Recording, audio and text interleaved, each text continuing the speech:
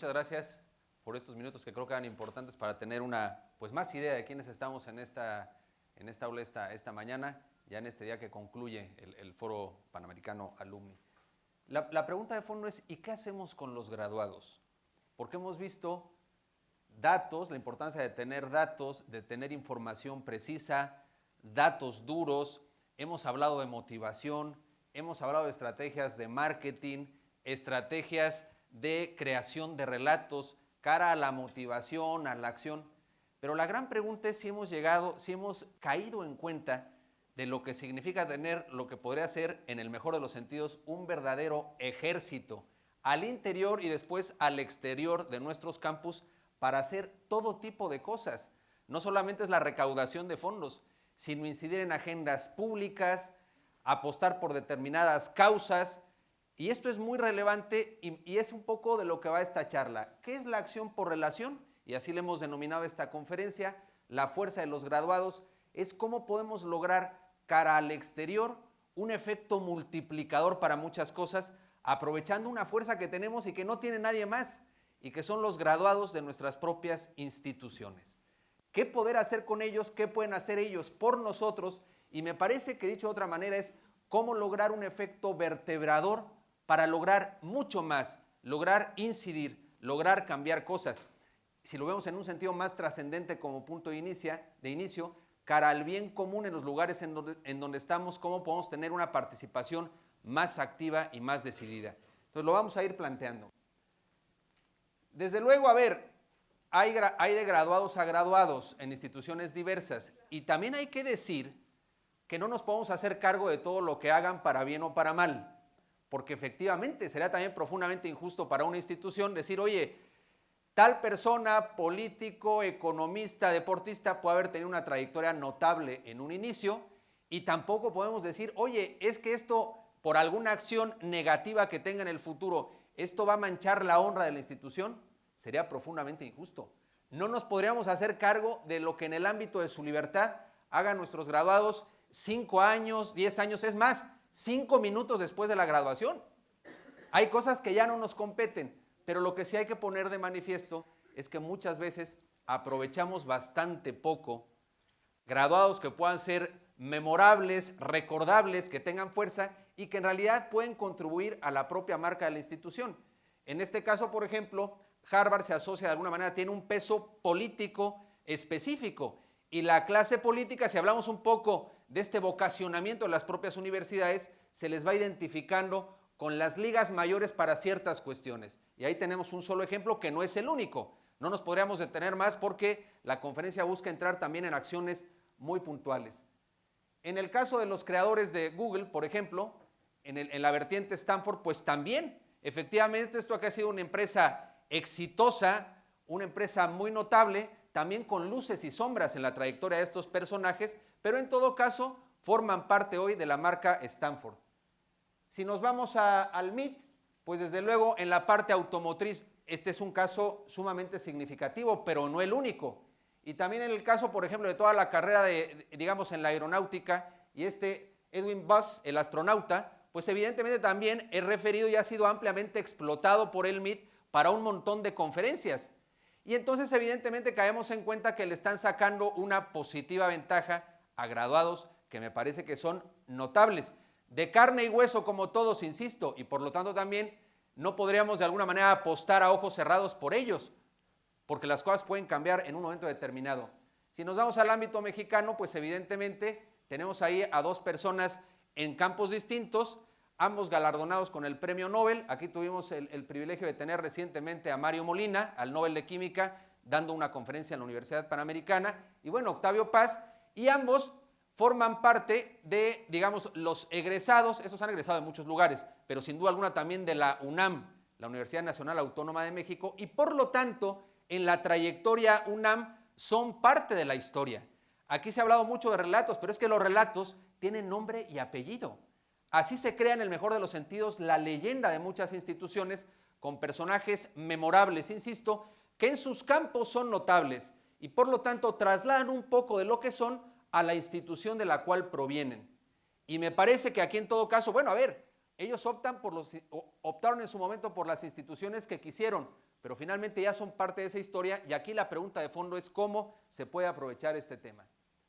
Hay una premisa básica para después ir a algunas herramientas puntuales y es el prestigio de las instituciones descansa en las personas que la conforman.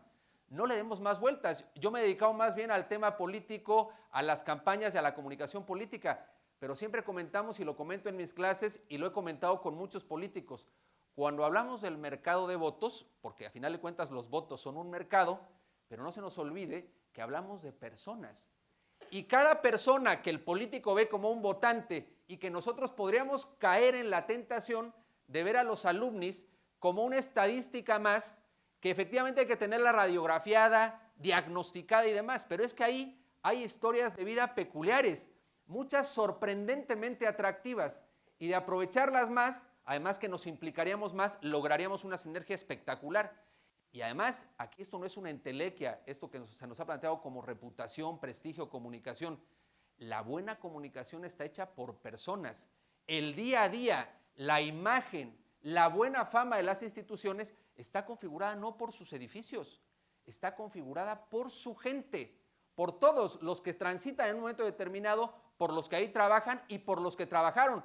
Aquí lo ha dicho nuestro rector, el tema es que del comportamiento y la expertise de nuestros graduados dependen muchas cosas. Él decía incluso el título universitario se puede hasta devaluar en virtud del rol que cumplan después una serie de egresados en el papel que les toque desempeñar, con lo cual es una gran responsabilidad el formar y el que les mantengamos con esta vinculación por lo que después van a estar trabajando, así sea después de 10 o 20 años adelante, en el propio prestigio de la institución.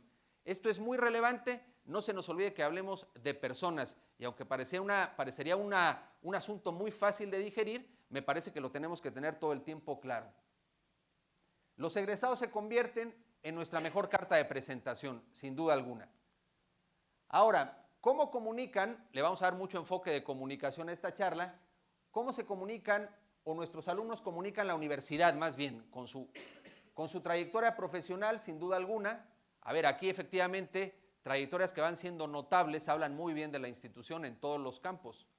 Lo que hagan, los que emprenden, los que son directivos notables en donde están, los que son grandes intelectuales, los científicos, incluso los que han trascendido en el ámbito del deporte, ese quehacer profesional comunica cosas. También la vida personal. Entonces las instituciones acorde a su filosofía puntual, cuando forman bien y forman a carta cabal en los principios que tienen que formar, eso se verá reflejado. Y les quedará claro aquí a todos, cuando hemos tenido, digamos, contacto con empleadores de nuestras universidades, es cierto que se valoran las competencias, pero se valora la integridad de una persona y eso en un momento determinado puede llegar a comunicar quizá más que las propias habilidades gerenciales, directivas, comunicacionales, sino realmente la integridad, el ser persona a carta cabal, vamos a decirlo, profesionales éticamente formados. Y esto efectivamente comunica un montón cara a la sociedad. Entonces ahí tenemos otra vertiente que está comunicando. Y desde luego sus comentarios respecto a su alma mater y a la institución. Acuérdense que aquí tenemos para bien o para mal una red de predicadores, ¿no? Van prescribiendo a la universidad, pero es cierto y también nos consta, hay de momentos a momentos para estar orgulloso. Cuando el alumno está en quinto, sexto semestre, reprobó una asignatura, el profesor lo trae cortito y demás, no es el momento del mayor orgullo. Es más, la institución se vuelve de momento la peor pesadilla y puede incluso llegarse a ver arrepentido de estar en ese sitio y eso al tiempo lo valorará, pero al tiempo. Pero efectivamente, si no logramos que se dé ese tránsito de momento haberla sufrido un poco para valorar y apreciar a la institución, evidentemente tendremos ahí malos prescriptores o quienes nos van haciendo mal prestigio por sus comentarios. Y aquí se nos ha dicho hasta el cansancio, en ocasiones la fama de una institución se puede construir en años, pero un mal comentario efectivamente puede empezar a minar gravemente a la institución. Y no hay comentario desestimable. También aquí se ha hablado de la escucha atenta. El realmente sentir, el pulsar lo que piensa el alumno y el graduado es fundamental porque si no somos capaces de detectar qué es lo que está pensando, pero esto no es a nivel de encuestas. En realidad hay cosas que tienen valía estadística, pero el día a día, la capacidad de conversación, la capacidad de estar con ellos, si lo pusiéramos en términos de investigación, sería la investigación participante profundamente cualitativa para entender cuáles son los aprecios, los miedos, los temores, las dudas y puntualmente los motivos de orgullo de pertenecer a esta institución. Yo les aseguro que si hoy nos lo preguntáramos con cuidado, ¿qué hace que nuestros alumnos estén orgullosos de pertenecer a nuestra institución? Podríamos no tener una respuesta tan clara, porque parecería muy sencillo, pero vamos viendo que hay matices en lo que se entiende y aprecia como estar orgulloso de una institución, y ese estar orgulloso, como lo vamos a ver a continuación, tiene consecuencias muy importantes, y el no estar orgulloso y no estar contento, desde luego que también.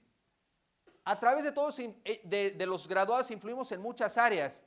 Pensemos en una serie de posibilidades. La política, sin duda alguna, hay instituciones que se precian de esto, como el caso de Harvard que planteábamos, pero en realidad podemos llegar a tener mucha influencia con alumnis que después inciden como funcionarios públicos, como dirigentes, y en ese sentido van haciendo marca también. Aquí hemos empezado, por ejemplo, en la universidad a crear no solamente capítulos regionales, por lo que será una nucleación geográfica, por así decirlo, sino también una nucleación gremial. Entonces, estamos por instituir el capítulo político alumni, juntando a aquellos que están en las administraciones públicas, en partidos políticos, no importa qué partido político. Este es un tema en todo caso que el eje rector es que están en la política, otros pueden estar en el ámbito financiero, otros en el ámbito de la cultura, pero si se dan cuenta hay una incidencia en este caso puntual en la política. Desde luego la actividad empresarial, la investigación, sin duda alguna, aunque la apuntalan ciertas áreas, hay de pronto graduados que tienen proyectos entre manos muy notables de investigación y les faltaría más sentido gremial para llevarlas a cabo. La participación cívica, sin duda alguna. Miren, en muchos lugares, esto es una premisa clarísima, la universidad es la antesala de los cambios sociales, económicos, políticos. Si eso lo perdemos de vista, es que no hemos entendido realmente la fuerza que puedan llegar a tener nuestros graduados en las agendas públicas de nuestros respectivos países. Cuando se trata de promover la cultura de la paz, cuando se trata de promover la productividad. Y en ese sentido, esto es en realidad, a ver, nuestras instituciones, muchas de ellas es que no requieren hacer promoción para lograr captar gente. Es más bien a veces el desafío es poner una criba para que ya no lleguen más personas. En todo caso sería ver si nuestras instituciones están generando conversaciones, están incidiendo en la agenda pública a través de todas estas posibles vertientes de acción, como puede ser investigación, hemos dicho participación cívica y algo muy importante, los medios de comunicación. Aquí hemos también optado por darle un giro. Algunas instituciones manejan esta denominada guía de expertos. La guía de expertos no es otra cosa que es una herramienta, aquí la hemos hecho, en otros lugares se ha hecho también, se pone al servicio de los periodistas para que los periodistas sepan, digamos, la oferta que hay académica susceptible de ser entrevistada en todos los campos. Esto es una herramienta aquí exitosa porque los periodistas tienen, digamos, accesibilidad vía la oficina de prensa a expertos. Pero hemos llegado a la conclusión, ¿por qué solamente profesores y no graduados notables en sus campos? Entonces tendremos esa modalidad de decir, a ver, si hay personas que hoy no están aquí físicamente dando clase, pero saben mucho de lo suyo, están identificados, obviamente esto es un plus para el periodista. Y nada más calculen si como oficinas de comunicación de las universidades vamos abriendo espacios en medios de comunicación a personas que tendrían mucho que decir, porque influyen, porque son a lo mejor abogados de prestigio, porque son analistas, porque son empresarios. Ellos en medios de comunicación, si le ponen el sello de la casa de la que fue y es su casa, evidentemente será de interés para el medio, pero para nosotros es marca. Pero no pensemos solamente lo que tenemos hoy en nuestras aulas, sino aquellos que pasaron por las aulas, que a lo mejor no saben cómo abrir ese puente con los medios de comunicación, pero nosotros sí que lo podemos hacer. Entonces, por eso enfatizo que en la vertiente medios de comunicación, puntualmente, hay una gran ventana, hay un gran escaparate, si se me permite la expresión, para placear a nuestros graduados. Saquémosle ventaja mediática. Muchos de ellos son notables y nos consta. Cuando han hablado, hablan bien, hablan claro, se comunican, pero en realidad tenemos una gran omisión en no haber abierto espacios suficientes. Y aquí me parece que esto puede ser una práctica que aquí comenzamos a implementar y que nos va a dar resultados seguramente. Un poco este ciclo muy sencillo del volver a casa, promover el orgullo de manera muy profunda. la formación del alumni, que esta, como ya ahí no reitero más, como bien se decía ayer, lo insistía el propio Luis Verango, desde la preparatoria. Es más, quizá antes, aquí comienza a haber actividades en donde ya vienen los bebés de las mamás que están en la UP. Ya esto es así como casi empezar a sembrar la semilla en el ADN, que también en todo caso sería válido. Pero bueno, en todo caso es identificación y sentido de pertenencia. Cosa difícil de lograr, pero se tiene que ir construyendo desde el principio. Cuando se incorpora a la vida profesional, yo he llegado a la conclusión que hay que crear dos grandes cosas. Uno es un cierto sentido de nostalgia, en el sentido positivo. Pero como decía un gran profesor de la Universidad de Navarra, López Escobar, él decía sentir nostalgia del futuro, lo cual es algo maravilloso. Sí, efectivamente, poner los ojos en casa, pero con un sentido esperanzador de lo que viene. Y por eso digo, aquí hay que formar nostalgia en el propio alumni. Y esa se empieza a sentir, no cuando estamos en exámenes, por Dios santo. Ahí queremos huir, ahí buscamos la puerta de escape, ¿no? O la supervivencia. Pero cuando se incorpora uno a la vida profesional, empieza a darse cuenta, yo por lo menos les sigo planteando esto a mis alumnos, que ellos no han valorado hoy lo que van a echar después de menos el paso por las aulas. Y cuando uno entra al rigor de la vida profesional, cae en cuenta que aquello era maravilloso. Esa es la nostalgia que queremos formar. Y esa gratitud, porque aquel profesor que era un desgraciado, que me hizo desvelarme, que estaba yo enloqueciendo, es el único que voy a recordar por todo lo que formó en mí para la vida profesional. Y después, una vez que estas personas, no todos, irán creciendo en éxito, en realización, que se animen a mostrar el sello de la casa y a transmitir el estilo del lugar que les formó. Fíjense, cuando hablamos de estilo, esto es una peculiaridad.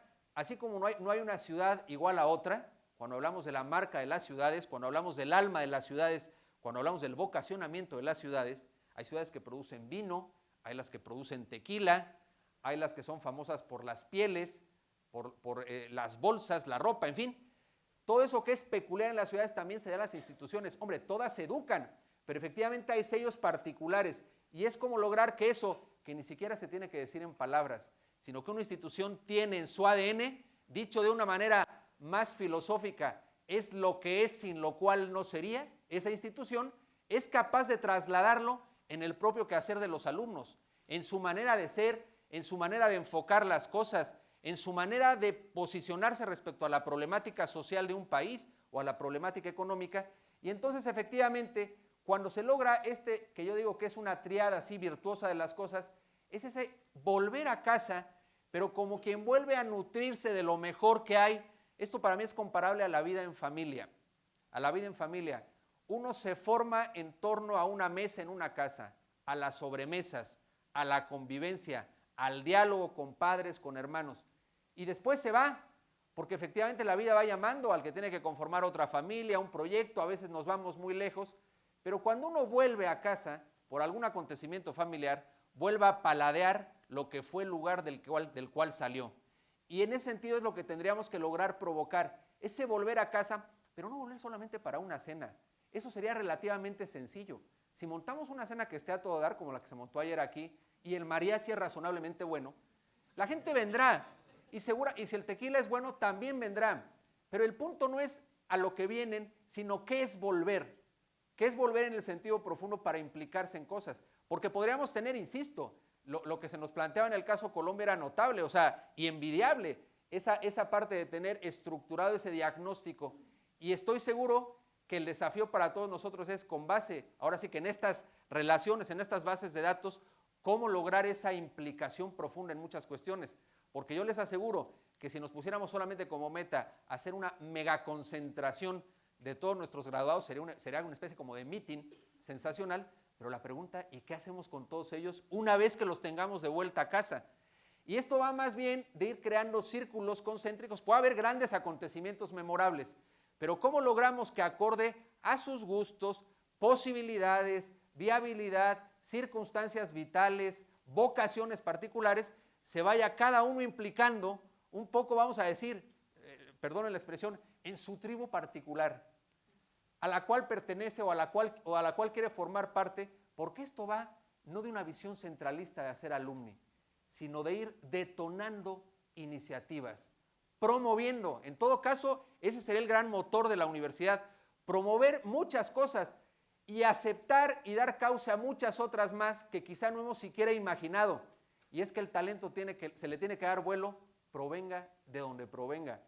Lo que pasa es que esto, volvemos a la escucha atenta, si no somos capaces de ir viendo dónde está ese talento, jamás le podremos dar cauce, y va a estar muchas veces allá afuera, y en ocasiones no hemos reparado en el gran tesoro que sin duda tenemos.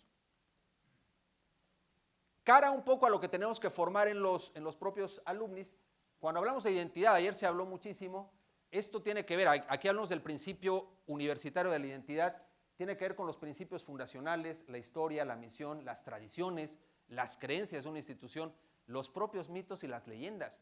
Todas las instituciones lo tienen, y eso es muy particular. Pero ¿cuál es el grave problema? Ayer se hablaba aquí de los intangibles como algo quizá incluso más valioso para las instituciones que la propia estructura física y los grupos que operan las universidades, que posibilitan su buena marcha. Pero en realidad, cuando hablamos en un mundo de percepciones, los seres humanos actuamos, tanto públicos internos como externos, respecto a las instituciones, con la imagen que tenemos en la cabeza respecto a algo o respecto a alguien. Esa imagen real que equivocadamente se dice que se proyecta, no la proyectan las instituciones, la generan en la cabeza de las personas. El único tangible, de alguna manera, este identificador entre la identidad y la imagen, es este puente que hace tangible lo que es intangible, es en realidad, en buena medida, el alumni, el graduado.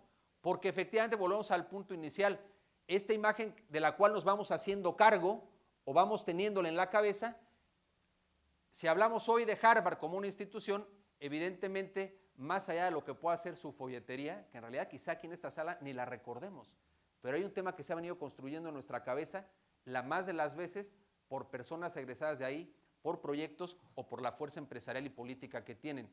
Y todo eso va generando, que es el siguiente punto, va generando actitudes en los públicos distintos, las actitudes generan conductas y las conductas nos permiten llegar a objetivos estratégicos. Dicho de otra manera, si aquí lo que se trata es de activar la red alumni, tendríamos que pensar qué imagen real tienen los propios alumnis de su institución para, si tienen una imagen de alguna manera positiva o negativa, tendrán una actitud de implicarse o de no implicarse, o de pasar olímpicamente o de estar completamente en la pasividad, para tener una conducta, y la conducta puede traducirse en aportar dinero, aportar proyectos, vincularse, regresar a dar clases. Se fijan la gama de posibilidades, pero todo es una cuestión de actitud con base en una imagen que se tiene. Entonces nos tendremos que preocupar muchísimo de que esa imagen sea muy positiva, porque así como en el plano en el mercado, en el plano comercial, si un producto específico, pensemos a lo mejor en un automóvil, en mi cabeza genera una determinada imagen, yo tengo una actitud respecto a él de confianza y mi conducta es comprarle. Si vemos el mercado de los votos es lo mismo. Si un candidato me genera una actitud o una imagen determinada, mi actitud será votar o no votar o abstenerme si ninguno me convence. Pero es que en el plano también de la formación de imagen al interior de la universidad pasa exactamente lo mismo. ¿Qué tipo de imagen estoy construyendo en mis públicos para tener determinadas actitudes y conductas? Este ciclo de la imagen me parece que es un esquema muy sencillo, pero nos ayuda a pensar cara a públicos internos y cara a públicos externos, porque en todo caso la imagen se va generando todo el tiempo. Y eso que es un gran intangible, porque claro, ¿cómo poder trasladar lo que es nuestra institución con todas o nuestras instituciones con toda la profundidad que reviste? Por eso existen los himnos, los colores, eventos memorables, las leyendas y, ojo, el comunicador más importante en la institución sin duda es el rector. O sea, bien lo decía también el doctor Juan Mamora, las estructuras de comunicación van generando una serie de iniciativas, pero en todo caso el gran comunicador es el rector. En ocasiones hay que ayudarle mucho, en ocasiones hay que ayudarle menos, pero en realidad ese es el tema central de un rector cara a esta formación de la imagen, son, en el mejor de los sentidos, las relaciones institucionales que son parte de la comunicación. Ahí nos damos cuenta, yo también lo planteo con mis alumnos, y ya me perdonarán la expresión, yo siempre les digo, las instituciones tienen que darse cuenta si la comunicación para ellas está siendo solamente el betún del pastel o si está siendo el huevo del pastel. ¿Qué quiero decir con esto? Si es la esencia misma de la institución. Lo conversamos fuera de la conferencia con Juan Mamora. Si la comunicación tira del barco o es mero acompañamiento. Y esto tiene que ver mucho con los graduados. Si en los planes que hacemos de comunicación institucional vamos de la mano también con todo lo que pueda ser la fuerza de los graduados como un elemento comunicacional fundamental. Ya hablaremos un poco de algunas estrategias del pasado, en el plano incluso de la propia guerra, cuando se hablaba de la guerra de la propaganda, pero que hoy, llevadas al plano educativo y comercial, pueden dar un gran resultado. Entonces aquí la idea sería, pensemos en incidir, no podemos incidir directamente en las actitudes ni en las conductas, pero sí en la imagen vía los identificadores. Y cuando pensamos en identificadores, pensemos en rostros de personas, en historias que pueden hacer patente y tangible la identidad profunda de cualquier institución. La mejor comunicación externa es la comunicación interna. Eso aplica en todas las instituciones. Si yo tengo a la burocracia de un gobierno contenta y orgullosa de su gobierno, tendré una red de prédica fabulosa para contar cosas fabulosas afuera. Si yo invierto en la comunicación con alumnos, con profesores, en el boca a boca, llamado también radio pasillo o como lo quieran llamar, esa gente saldrá a contar, ahora sí que dará testimonio fiel de lo que está viviendo y estará viviendo, y esto es fruto de una comunicación interna muy poderosa. Entonces, esa gran apuesta a lo interno tendrá después grandísimas implicaciones en lo externo. Entonces, pongamos mucho énfasis justamente en esa comunicación interna.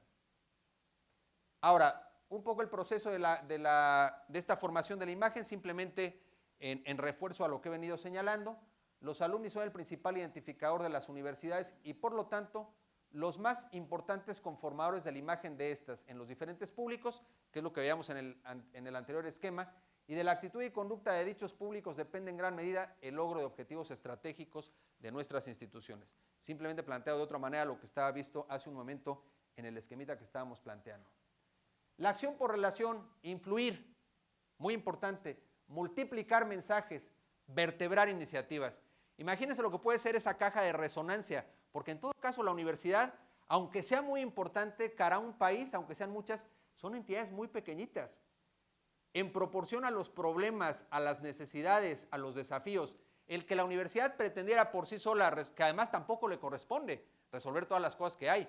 Hay cosas que pertenecen al ámbito del gobierno, a otras agrupaciones, a los partidos políticos, a los organismos empresariales, pero la universidad tiene un compromiso social importante.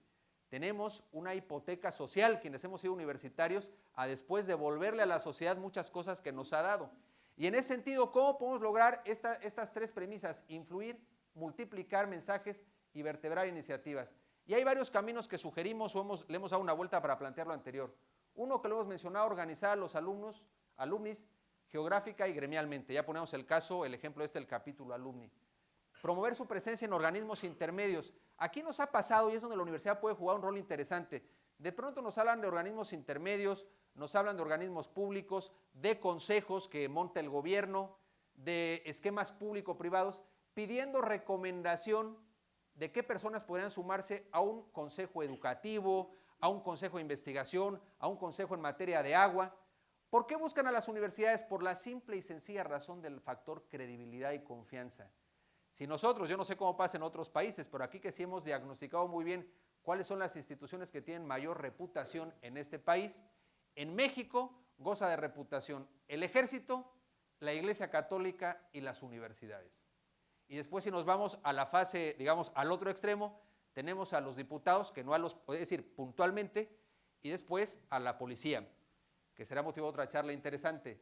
Pero lo que quiero decir es, como hay esa profunda confianza en el mundo universitario, se nos pide retroalimentación para ver qué personas podemos recomendar para ciertos ámbitos. Ojo, ahí tenemos un área de oportunidad extraordinaria de colocar en posiciones, en consejos, si ustedes quieren, honorarios, pero tendremos gente que a final de la historia, cuando se le presente ahí, representará a la institución y su voz será una voz significativa para decir cosas, seguramente dirá cosas inteligentes, al menos eso esperaríamos, y eso de alguna manera va conformando esa también marca universitaria. Sumarlos a causas que impulsa la universidad o bien vincularnos a causas de ellos con los que comulga la universidad. Hay causas que no son comunes. Si lo pensamos en el caso de la realidad de nuestro país, hay una causa de anhelo de paz, de cultura de paz muy fuerte, que puede tener diferentes expresiones en su concreción. Esas causas y otras, ¿no?, cara a la justicia social, la responsabilidad social, tendríamos que irlas también de alguna manera apuntalando. aprovecharlos como speakers en foros y seminarios, no solamente los que seamos capaces de montar nosotros, sino también irles dando vuelo en muchos lugares donde ellos podrían ser conferencistas y expositores, nombrar los profesores invitados. Hay personas que a mí me han dicho cuando los hemos invitado a dar clases, mira, yo no me puedo comprometer a un horario rígido para dar clases, no tengo tiempo, y sería comprensible en todo caso. Si ese profesor que es notable, que tiene prestigio, quiere venir una vez al semestre, pero eso le da ya el rango de un profesor invitado a cualquier o a estas universidades, obviamente serán clases que pueden ser algunas muy taquilleras. Hay personas que sin que se los hayamos pedido quieren venir a esta institución a dar clase porque eso de alguna manera tiene un arropamiento de prestigio también importante. Nos ha pasado con funcionarios del ámbito público en el gobierno de Jalisco que dicen, oye, yo quiero dar una clase. Otra cosa es que nosotros ya valoremos si nos conviene o no. Pero entonces, ¿cómo no hacerlo con graduados notables que tenemos para traerlos que den alguna conferencia? Puede ser un tema, insisto, una vez al semestre, una vez al año, pero que los vincula de alguna manera y que serán clases que si la persona tiene una trayectoria notable, pues convocará. Y me parece que puede ser interesante. Y lo que hemos dicho ya, el tema de los medios de comunicación, que me parece que también es un área de oportunidad muy interesante. Hablar a través de nuestros graduados, ¿qué genera? Credibilidad. Acuérdense que la alabanza, aunque ellos están hablando de su institución, no es lo mismo que hablen directivos de la institución a que las personas que pasaron por esas aulas. Eso da mayor credibilidad. La alabanza en boca propia es vituperio muchas veces, pero planteado en terceras personas esto puede tener un gran efecto. Mayor alcance con nuestros mensajes. No seamos tan pretenciosos de pensar que nosotros solitos como instituciones, aunque tengamos todo un aparato propagandístico notable, vamos a poder llegar tan lejos cuando tenemos alumnos en todos los rincones, a veces muy solos, pero dándoles un poco de información, cercanía, mimo y apapacho, ellos podrían ser cajas de resonancia fantásticas para el mensaje central de la institución. Este efecto multiplicador, y volvemos al punto, retroalimentación. No solamente es que los pongamos a decir cosas, sino que seamos capaces en esta comunicación de ida y vuelta, saber qué nos van contando. Eso vale oro molido, el tener esa retroalimentación sobre la mesa para ver qué hacemos con ella. Ahí entonces comienza el proceso en serio de la comunicación. ¿Qué pretendemos lograr? Varias cuestiones con todo esto. Desde luego recursos económicos, no nada más, pero sí. Contratación de nuestros alumnos en lugares de prestigio, sin duda. Alianzas en proyectos concretos, fortalecimiento de marca, incidir en la agenda pública en temas diversos, acorde a lo que para cada institución va siendo prioritario. Y después, sí, una visión internacional. Ya nos contaban también, ¿no? este tema de los embajadores, que es fantástico, que están por todo sitio. Pues bueno, el asunto es cómo lograr, lo voy a decir también coloquialmente, pero dejar de vernos el ombligo.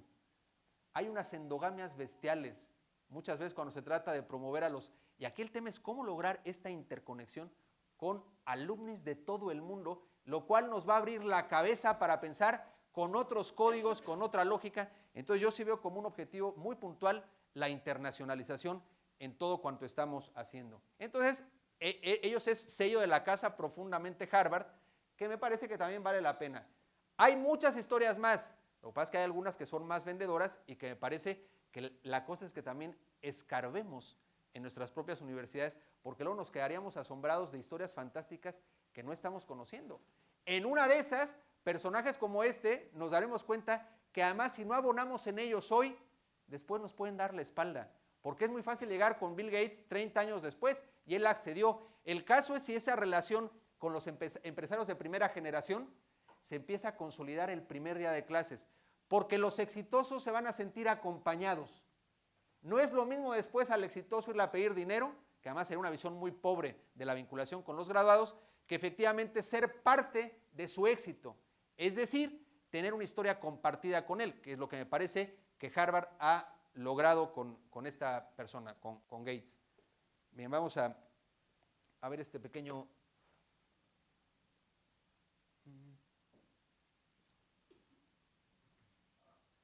No veo el cursor ahora. A ver si... Ahora sí que... Oye, me tienen que ir guiando porque no veo nada. A ver, gracias, Carmen. A ver si lo veo. Ahí está, mil gracias.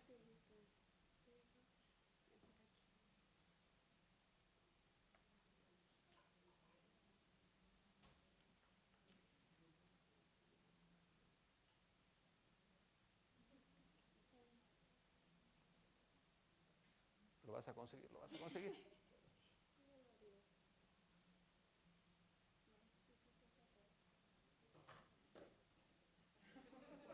Ya. Parece piñata, ¿no?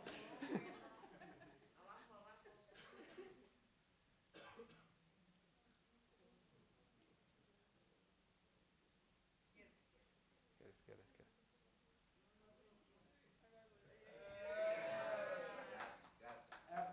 Lo hemos conseguido. Bueno, gracias, Caro.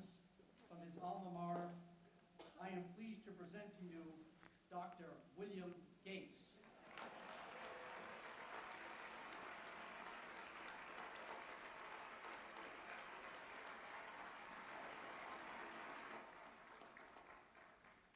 Thank you. President Bach, former President Rudenstein, incoming President Faust, members of the Harvard Corporation and the Board of Overseers, members of the faculty, parents, and especially the graduates. I've been waiting more than 30 years to say this. Dad, I always told you I'd come back and get my degree.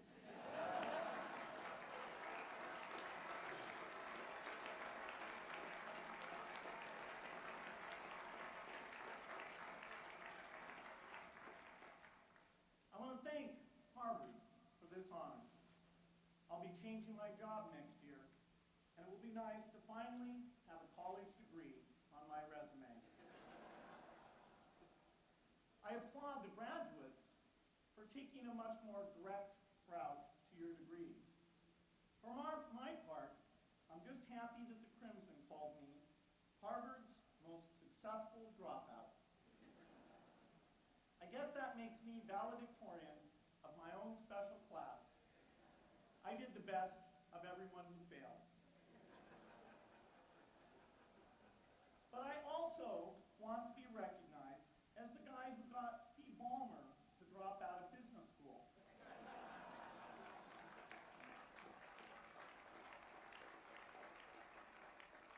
I'm a bad influence. That's why I was invited to speak at your graduation. If I'd spoken at your orientation, fewer of you might be here today. One of my biggest memories of Harvard came in January 1975 when I made a call from Courier House to a company in Albuquerque, New Mexico that had begun making the world's first personal computer. I offered to sell them software. I worried they would realize I was just a student in a dorm and hang up on me. Instead, they said, "We're not quite ready. Come see us in a month," which was a good thing because we hadn't written the software yet. From that moment, I worked day and night on the extra credit project that marked the end of my college education and the beginning of a remarkable journey with Microsoft. What I remember above all about Harvard was being in the midst of so much energy and intelligence. It could be exhilarating, intimidating, sometimes even discouraging, but always challenging. It was an amazing privilege.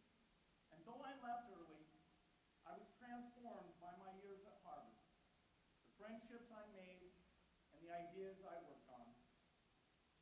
But taking a serious look back, I do have one big regret.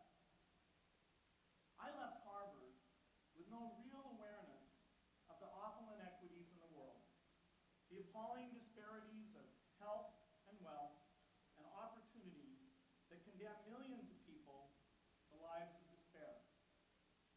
I learned a lot here at Harvard about new ideas in economics and politics. I got great exposure to the advances being made in the sciences. But humanity's greatest advances are not in its discoveries, but in how those discoveries are applied to reduce inequity. Entonces, se fijan ahí, es decir, es un fragmento de ese discurso, pero en realidad esos minutos últimos de su ponderación de Harvard, pues no tienen desperdicio. Es decir, no habría campaña que pagara eso. En realidad, esto replicado en las televisoras, en las posteriores juego de redes sociales y demás, pues eso era una mina de oro. En una expresión, además con cierta gracia y demás, de lo que estaba diciendo, pero por la ponderación que hace la institución. Voy terminando con esto. El reto es crear una red de predicadores de nuestra marca universitaria con 3 grandes pilares: presencia, reputación e influencia. Insisto, no basta el tener una buena reputación, sino qué vamos a hacer con ella cara a la influencia que tenemos que tener en el ámbito al cual pertenecemos. Ustedes, algunos han oído hablar del Comité Krill, de George Krill en la Primera Guerra Mundial. Entonces, era notable porque lo que se trataba en un momento determinado era convencer a muchas personas en Estados Unidos de vincularse a la guerra.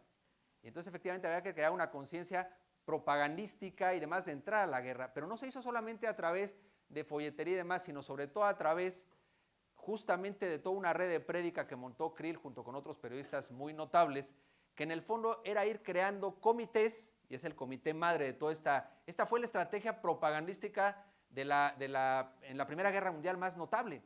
Y en el fondo lo pongo simplemente en el sentido de que ellos visualizaron que además de una serie de acciones de mercadotecnia, era importante conformar ese efecto multiplicador de mensajes. Y entonces esto que fue atractivo porque finalmente logró ser muy persuasivo en la sociedad, hay cosas que habría que aplicar de estos esquemas de multiplicación de mensajes que me parece que tienen, en ese momento era específico y era en un contexto bélico, pero tienen toda la vigencia, me parece a mí. Y simplemente para concluir, las personas son el principal identificador de la institución, que lo hemos dicho. No se nos olvide que estamos hablando no de estadísticas, no de datos, sino de historias personales que puedan ser fantásticas. Y hay que ir por esas historias. Hay que contarlas después bajo las mejores plataformas y con la mayor influencia posible. Segundo, hablar a través de terceras voces tiene un efecto multiplicador. No nos limitemos a los comunicados oficiales. Olvídense, hay veces que nosotros guardar silencio para que hable un tercero pueda ser la mejor estrategia de comunicación. Y apostar hoy por lo que será nuestra principal fuerza mañana, que también se ha dicho hasta el cansancio en este foro, pero es que lo comparto plenamente.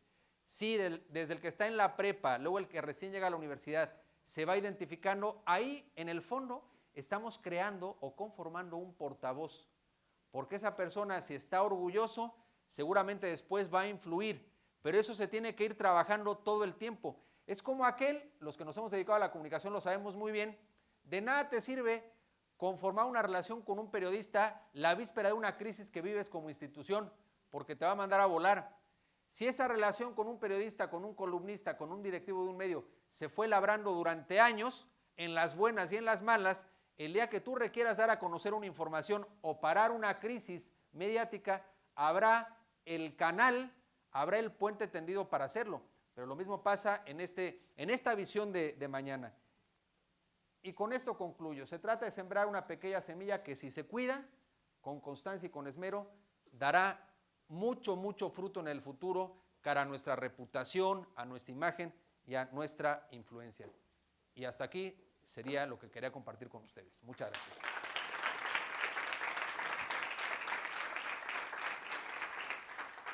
Damos inicio a la sesión de preguntas y respuestas.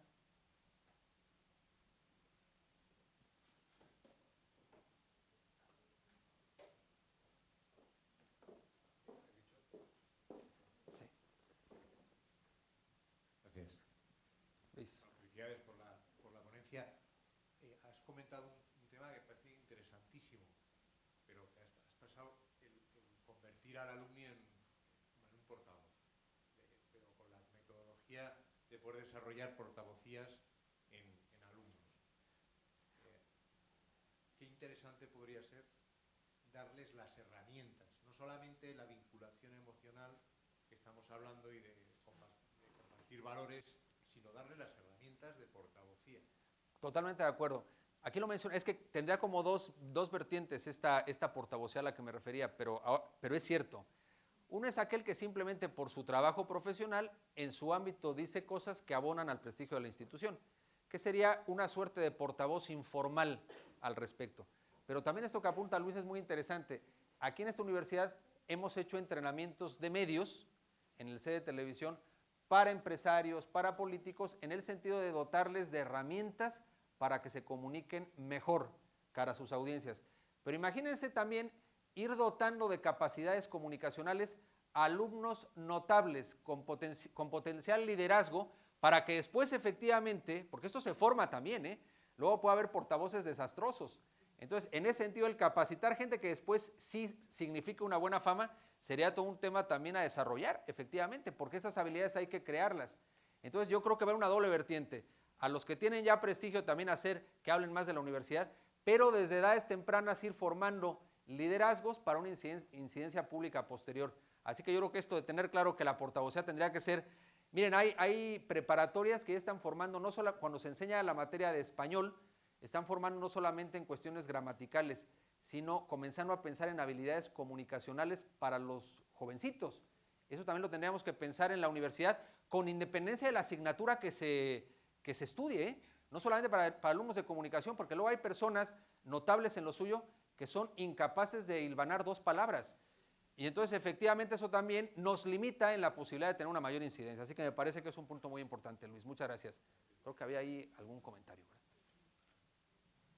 Muchas gracias de nuevo Gracias. por la ponencia y me gustaría ver de los identificadores que estuvimos viendo, ¿cuál de esos serían los tres más importantes? Es que, a ver, los identificadores, como lo hemos planteado, justamente identifican lo que es un intangible, que es la identidad, para lograr generar una imagen real en la cabeza. Entonces, yo digo que el número uno son las propias personas que formamos parte de las instituciones, pero podría haber otros. Por ejemplo, en un momento determinado, un lugar emblemático de una institución también, por ejemplo, el kiosco nuestro, quienes lo han visto aquí en nuestra universidad, es un lugar emblemático que identifica muchas cosas. Lo verán en muchos incluso de la propia propaganda o comunicación de la universidad, porque identifica un tema medio hasta con connotaciones de leyenda. Entonces, también ciertas estructuras físicas pueden identificar. Ciertas fechas emblemáticas identifican una cultura y una manera de ser. Realmente identificadores puede haber varios, pero yo lo que subrayaré en ese tema, que el número uno es la gente que forma parte de una institución. Después puede haber hasta un color, un himno, ¿no? Fechas emblemáticas. Hay instituciones que a lo mejor hacen una gran reunión que congrega familias y alumnos y eso identifica una manera de ser.